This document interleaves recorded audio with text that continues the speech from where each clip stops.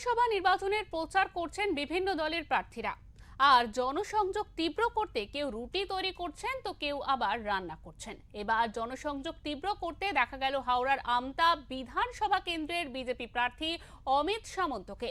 বৃহস্পতিবার সকালে জয়পুরে বাদাম ক্ষেত্রে নেমে নিজের হাতে চাষিদের সঙ্গে মাটি তৈরি করে এবং বাদামের বীজ বসাতে দেখা গেল অমিত সামন্তকে। চাষিদের সঙ্গে সম্পর্ক স্থাপনের অংশ হিসাবে এদিন কৃষি ক্ষেত্রে নেমে প্রচার সারলেন অমিত, আমতা বিধানসভার বিজেপি প্রার্থী।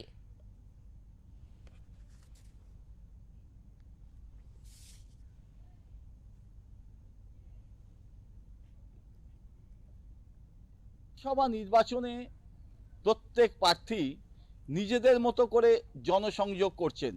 কাউকে দেখা গেছে রুটি বেলতে, কেউ আবার রান্না করতে। এবার প্রার্থীকে দেখা গেল বাদাম খেতে নেমে নিজে হাতে বাদাম বসাতে। শুধু বাদাম বসানো নয়, ক্ষেতকে রীতিমতো লাইন আপ করে তার মধ্যে বাদাম বসাতে দেখা গেল। ঘটনাটি হাওড়ার আমতা বিধানসভার জয়পুরে। আমতা বিধানসভার বিজেপি প্রার্থী অমিত সামন্ত বৃহস্পতিবার সাত সকালে জয়পুরে মাঠে নেমে বাদাম চাষিদের সঙ্গে যেমন জনসংযোগ সারলেন, তেমনি নিজে হাতে বাদাম চাষ করলেন, বাদাম বীজ বসালেন খেতে, যা রীতিমতো একটি অভিনব প্রয়াস।